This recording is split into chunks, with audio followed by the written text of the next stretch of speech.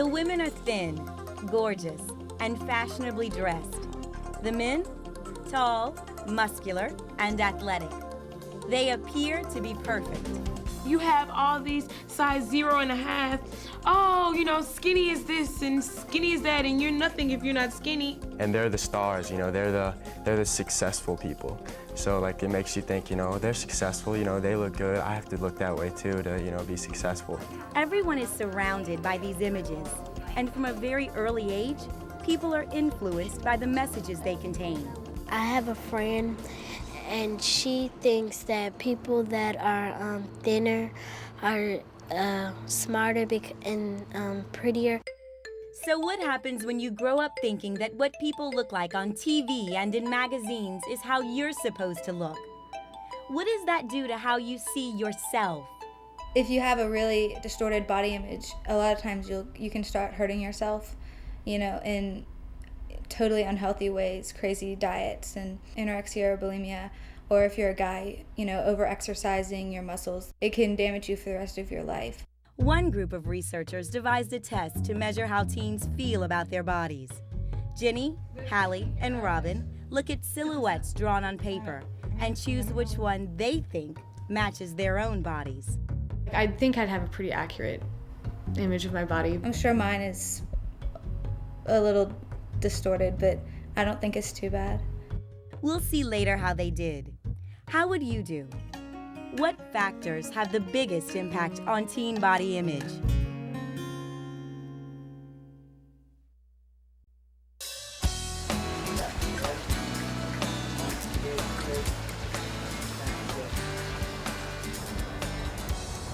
Bang. Good. Keep moving. Every time you see a flash, hit me another pose. Good. There you go. That's nice. Very nice. She's undeniably pretty. Good. She's thin. She looks like the models on TV or in magazines. Perfect. It's tough being perfect. But even she isn't perfect enough. Not without a lot of help, says this professional photographer. What I'm doing is I'm just bringing her stomach in just a tad, maybe I would say a half an inch. Obviously, my job is to try to make her as perfect as I possibly can. So, is every picture you see of celebrities or models manipulated this way? The people who know say yes. There are no perfect people. What you see in reality and what you see in perception, which is represented in the media, are two different things. An actress rolls out of bed and she's got her hair done and her makeup's perfect, and that's not what you look like when you wake up in the morning, but she could just walk out and she's fine. And if she can do that, then we should be able to do that too, because that's how people are supposed to look. People probably don't understand that, you know, it took her 3 hours to get ready. A lot of times people don't even look like that, and a lot of times models, they'll change the picture around so they look different, and then people think that's how people actually look. But even though those images are unrealistic, that doesn't change the fact that many teens are still chasing the perception of what they think they should look like. The media just sort of drills it in that, like, this is the ideal body image, and you sort of have to feel the need to live up to that expectation. So what can you do to have more reasonable expectations for yourself? First, see all these media messages for what they are: carefully constructed marketing tools, using beauty to get you to buy something. Consider the source of those messages instead of just believing them to be 100% accurate. In the business world, you know, to get ahead, then you need to be able to promote your product. How do you do that? Well, put a pretty girl next to it, and that's an easy way to get people to turn their head and to say, oh, look at that. And if you buy the product, you think maybe you'll be more beautiful or handsome, just like the models or celebrities. In fact, sometimes the ads try to make you feel inadequate, so you will buy the product. Studies show that up to 70% of teenagers who look at images in magazines for up to 3 minutes feel bad about themselves afterwards. And when you feel bad about yourself, you are more likely to try to do something to improve yourself, whether it's go out and try to buy these products thinking I'm going to look like that person and I'm going to be happy.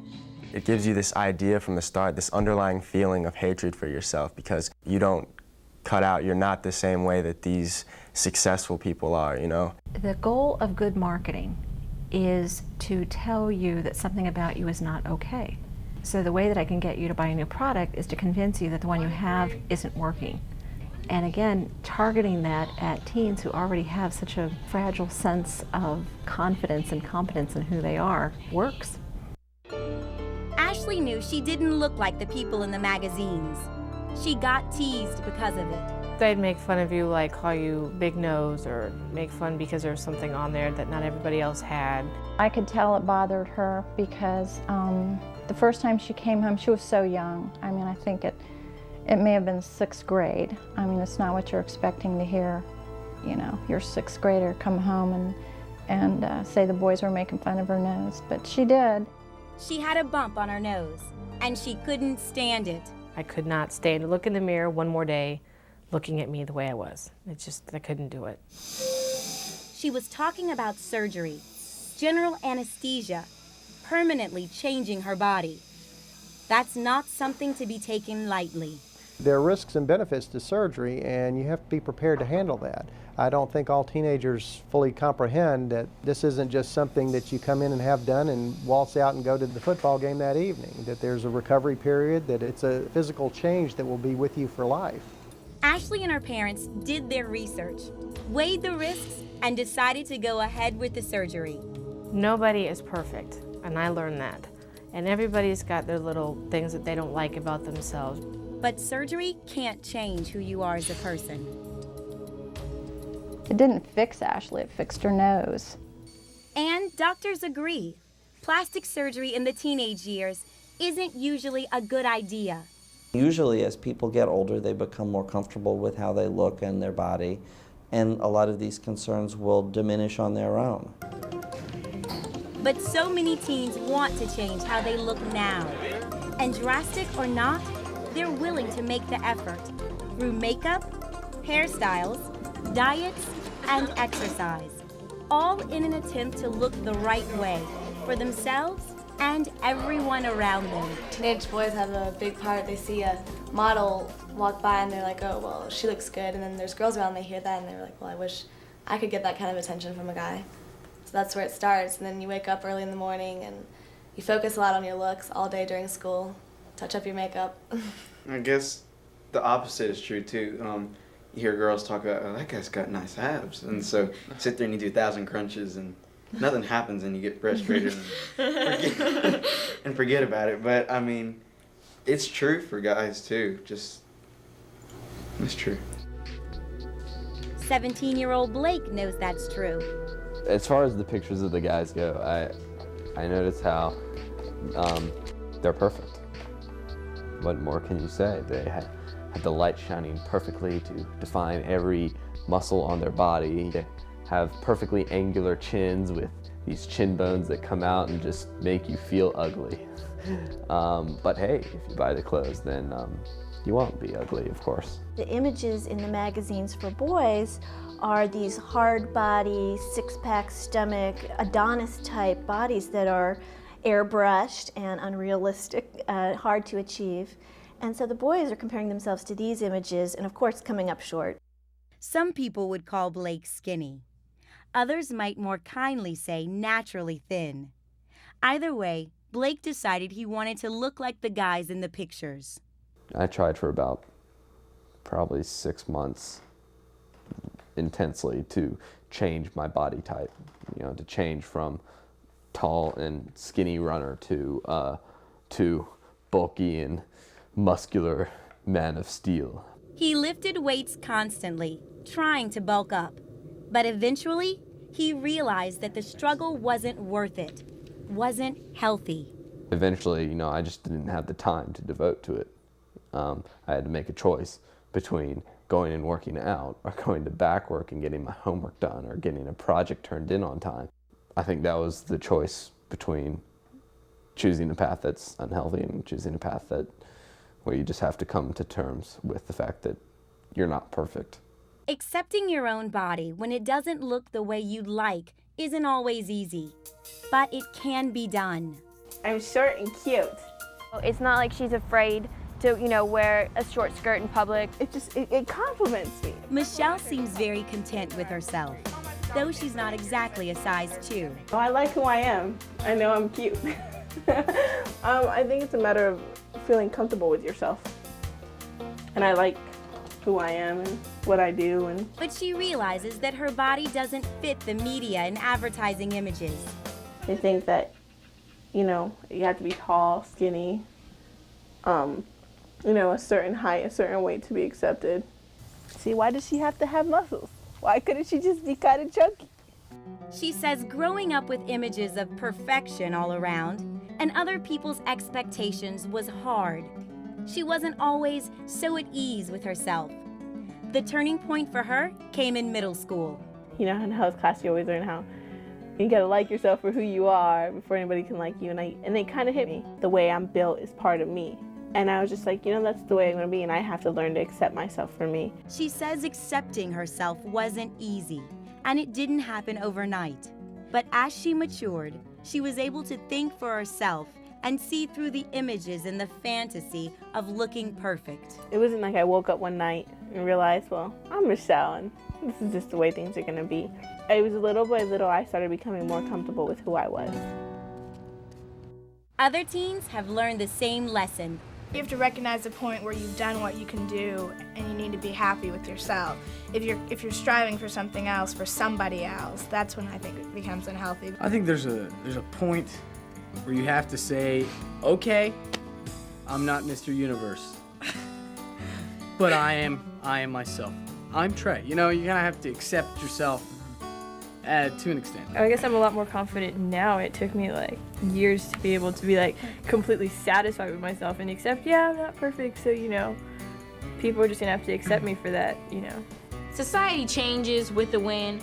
One day this is in, the next day that's in.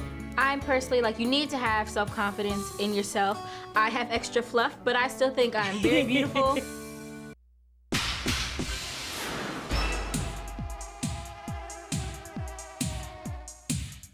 Wading through all the media messages you're surrounded by can be rough. No one can be totally unaffected by them. Even these girls who thought they had a pretty good idea of their own body image are about to find out that they're wrong.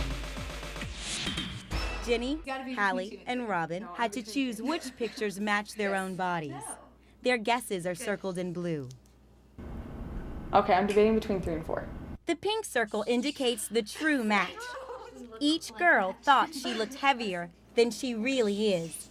I think everyone's a little bit inclined to be harder on themselves than in real life, so it's no surprise. According to an extensive research study, on average, girls thought they were 11 pounds too heavy when they were really only 3 pounds over their target weight. In similar studies, researchers found that many teenage boys think they look thinner than they really are. The girls wanted to be thinner. The boys wanted to be more muscular. Why? Everybody's always harder on themselves than they should be. But it's interesting to see, from this, exactly how much harder you are on yourself than you should be. Many experts say the media influence colors our judgment. The ads have a clear message. This is who you should be, and this is what you should look like. This would be the ideal, and the ideal isn't even real. It's the perception, it's how people perceive things, and we tend to perceive things by the lasting images that we see. And you just have to realize eventually that you have to be comfortable in who you are. You can't always try to live up to goals that other people set. Because having the perfect body that the magazines, TV, and movies show you isn't realistic, and it isn't what will make you happy.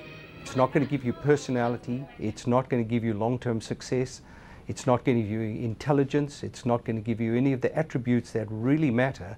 And if you want people to like you, I think you have to work on a level that's much higher than the superficial one. So the next time you flip through a magazine or watch those commercials, remember the difference between what you see and what's real. And I look at myself and I look at the women in my family.